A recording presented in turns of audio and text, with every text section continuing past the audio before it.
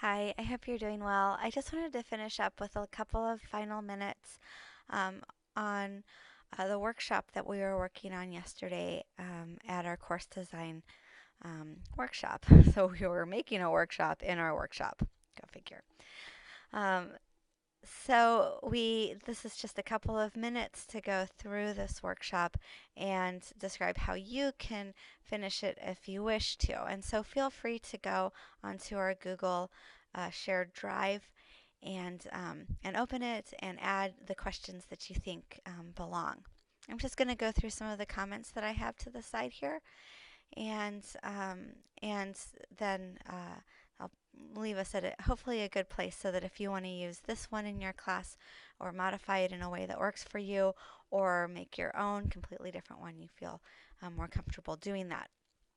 So remember what we're doing here is we're designing an activity for early on in the semester and to address um, our why, which is that we want our students to learn how to read for class and prepare for class. And if you go back to our workshop from yesterday, you might remember that this isn't the only activity that the students will be doing. Ideally, they'll do activities throughout the semester to support this, but this one's a starting point. Let's see here. I have to find our Bloom's taxonomy again.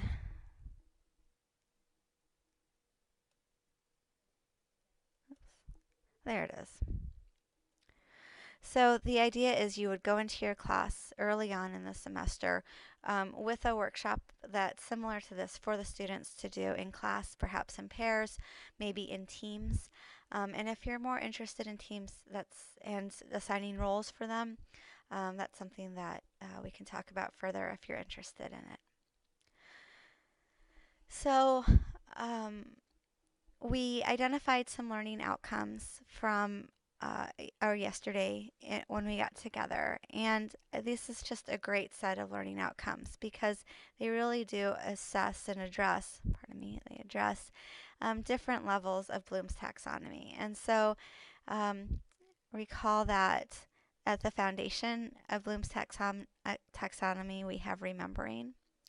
And so here we have a great remembering one. Probably in this first workshop, you wouldn't expect the students to come in without any sort of reference. We're going to actually give them the reference to look at in class. But later on in the semester, that's certainly something that you'll want to be able to do.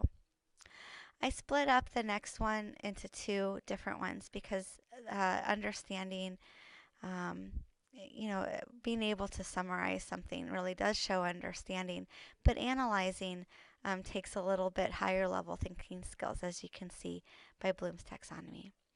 And then we have application here down at the bottom and a couple of different ways of saying that students need to be able to apply them. So when we design our workshop, the first thing to do is to give students a model for what we want them to learn and what we want them to be able to do. And so in this first model, we just want to go ahead and directly tell them what our expectations of them are. And so that's, we really want to solve this problem of students not coming in with critical thinking skills or reading and thinking critically about their reading, but they might not know what that means. They might not have a lot of experience. So we have to take a minute to actually directly address what we mean by that. You can't just think that they automatically know it. And it's sure that they don't know it, or else they would be doing it. So I found a list of 7 critical reading strategies that I liked. I thought that it had a nice range of strategies that students could use when they read. And so I thought that it was a good starting point. You might have a different resource or a different set of guidelines that you want students to do, but that's really all, that's all we're offering them now at the beginning of the classes. Show them this and let them take some time to figure out what it means and to go through Bloom's taxonomy thinking with just these strategies. So when we go back here, the next set of questions or the next pieces here are related to a learning cycle. And what that really means is simply questions that access different levels of Bloom's taxonomy. So we start with questions, key questions about the resources and the information. In other words, this is something they can simply look at our list, look back at it, and define terms.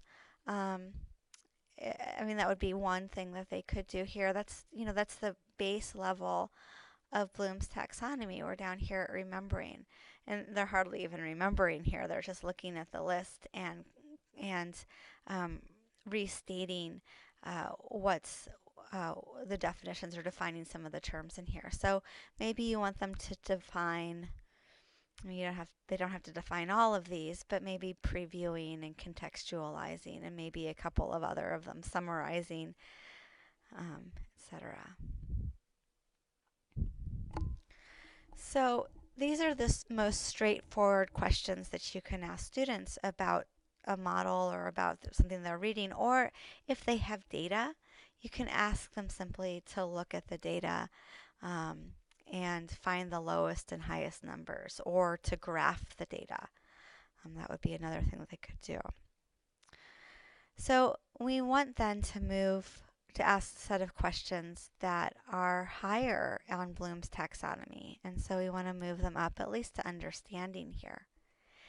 And so doing things like asking them what they already do, doing things that ask them to give them a situation, like reading a peer-reviewed scientific journal article or a first-person historical account.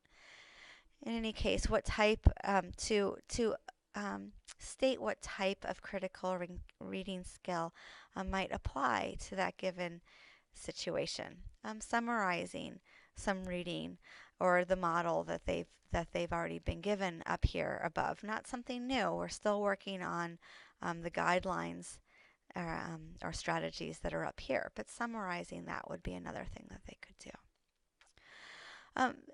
This level of Bloom's taxonomy and these questions directly go back to this idea of providing an accurate summary. So if you want them to be able to look at something and simply summarize it. And so that's one of the important tasks that we want students to do. The rest of these, analysis and application, are really higher level thinking skills. And so application and transference type skills, that's where those come in. And so now you might ask them to take one of the guidelines, or two of the guidelines, or three of the guidelines. You could do a jigsaw activity where different students do different strategies or apply different strategies to a reading that you give them. And so you would have to choose something that's appropriate in your field as an example. And at this point, allow them to apply those guidelines or apply those strategies to the reading that you want them to do. And maybe it should just be a paragraph, because remember, this is a workshop that you're doing in class. They're not doing anything at home at this point. This is where you get to walk around and look over their shoulder and say, oh yeah, I agree with what you're doing there, or why did you choose that? Or did you think about doing something else?